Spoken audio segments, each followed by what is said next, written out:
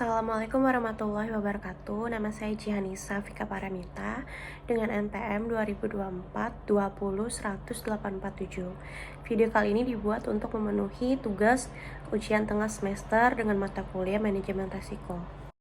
Yang pertama akan saya jabarkan yaitu mengenai tentang resiko finansial.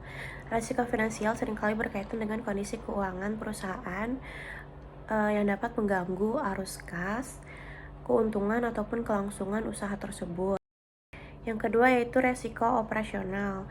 Resiko ini seringkali muncul pada proses internal, sistem, ataupun manusia dalam operasional sehari-hari. Yang ketiga yaitu resiko reputasi. Resiko yang mempengaruhi persepsi publik terhadap perusahaan yang dapat berdampak pada kepercayaan pelanggan dan juga mitra bisnis. Yang keempat yaitu resiko lingkungan. Resiko ini berkaitan dengan dampak aktivitas perusahaan terhadap lingkungan fisik dan sebaliknya. Yang kelima yaitu resiko keamanan. Resiko ini terkait dengan keselamatan fisik, data, aset, dan juga karyawan perusahaan. Yang keenam yaitu resiko strategis. Resiko yang terkait dengan arah dan keputusan strategis perusahaan jangka panjang. Yang ketujuh yaitu resiko hukum. Resiko yang timbul karena pelanggaran hukum, regulasi, atau adanya kontrak.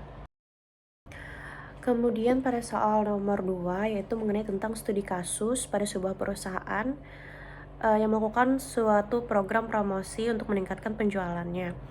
Promosi ini dilakukan yaitu berupa pembelian 5 dus bonus 1 dus. Dari program promosi ini saya akan mencoba menjelaskan kemungkinan yang terjadi, resikonya apa saja, dan juga mengapa resiko tersebut bisa terjadi, serta bagaimana langkah-langkah, analisa, dan pencegahannya.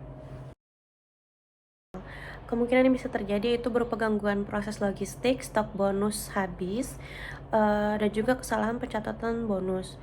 Penyebabnya bisa berupa sistem distribusi yang tidak terintegrasi, karyawan yang kurang memahami SOP promosi, lalu langkah analisanya bisa melakukan audit stok dan proses distribusi bonus, kemudian melakukan evaluasi keluhan terkait distribusi, serta langkah pencegahannya bisa menggunakan sistem ERP untuk pencatatan dan juga pelacak, serta dilakukan training karyawan dan mitra distribusi sebelum melakukan program tersebut.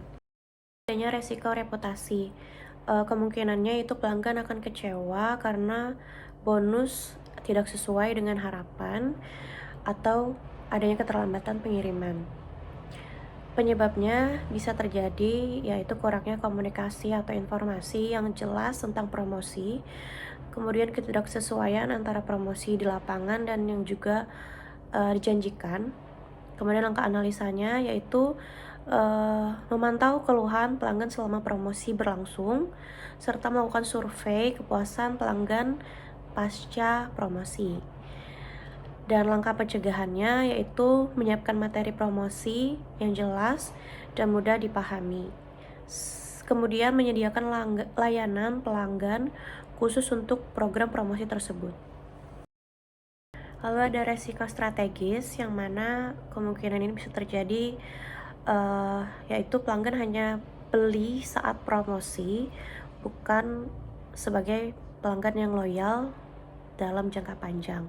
Penyebabnya bisa ketergantungan terhadap promosi diskon dan juga bonus, lalu tidak adanya strategi retensi pelanggan setelah promosi. Langkah analisa yaitu bandingkan tren penjualan sebelum, selama, dan setelah promosi.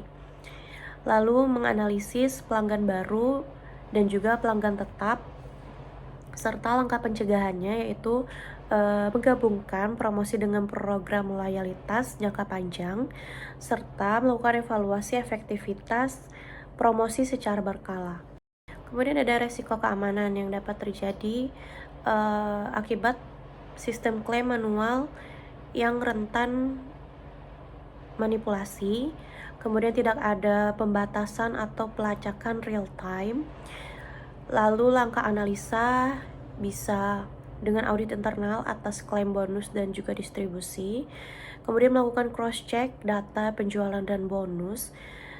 Langkah pencegahannya yaitu bisa menggunakan sistem digital untuk verifikasi pembelian dan juga klaim, serta membuat log aktivitas yang transparan dan juga mudah untuk diaudit ke depannya. Jadi pada kesimpulan dari studi kasus tersebut, seperti beli 5 bonus 1 bisa efektif namun juga membawa banyak resiko. Oleh karena itu pentingnya untuk melakukan yang pertama perencanaan matang seperti aspek finansial dan operasional, kemudian melakukan pengawasan secara real time dan juga melakukan evaluasi pasca promosi untuk mengetahui efektivitas dan memperbaiki kekurangan di masa yang akan mendatang.